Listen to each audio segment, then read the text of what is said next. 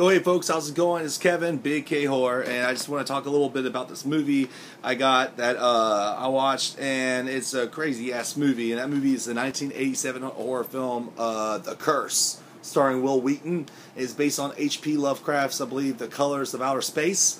And yeah, this movie is an interesting little thing. It's written by the guy who wrote Nightmare on Elm Street Part 2, Freddy's Revenge, and it's directed by actor David Keith, who starred in like the original first Tim Burton Batman, and Officer and a Gentleman, and a bunch of other movies.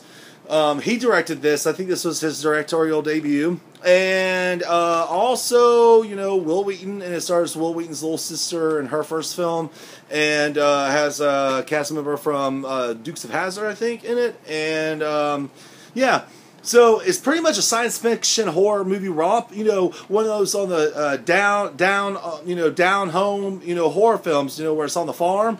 And this movie is a gross little movie. Let me just tell you real quick. If you like some regurgitation factor when you watch horror, definitely check this movie out, because I was just a little like, you know, when it comes to food and you see like people splitting open fruit and stuff and maggots and worms being inside of it and stuff, I mean, I don't know, gross. But man, this movie was really fucking cool, I have to say. It was very inventive. It had a lot of cool, nasty little effects, and it was just a crazy little number of a film. Now, by no means a favorite of mine, but it was worth getting and watching and whatnot.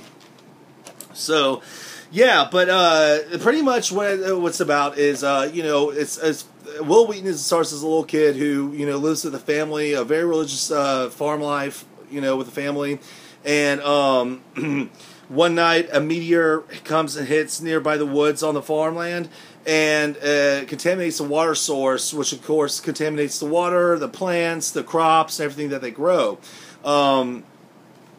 And while at the same time, there's this land developer who's trying to get them to sell the property so he can develop more, develop stuff on the land, and that's the subplot in itself. But anyway, but no, this movie, you know, it's a gross little movie. And once people start getting affected by the water, you know, they start growing these things on their face and their body, and they start like this nasty vomit chunky stuff just comes out of their mouth, and they begin to turn to creatures, violent creatures, and that's pretty much the plot of the film. But it was a really cool down home little sci-fi space horror romp of what it was, you know.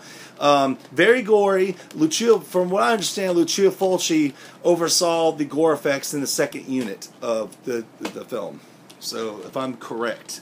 Anyway, but yeah, if you've never checked out this little 1980s, you know, horror movie, go check it out sometime if you come across it.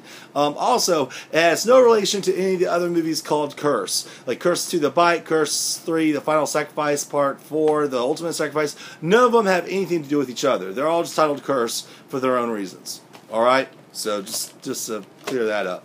But this was a cool little flick, and I just want to give it some love. I love the cover. Did this always have? But yeah, it was a decent, well-done movie. It was interesting to see what the guy who wrote Nightmare on Elm Street Part 2, Freddy's Revenge, how this ended up. And the same goes for the director David Keith, you know, from acting in movies to doing a horror film.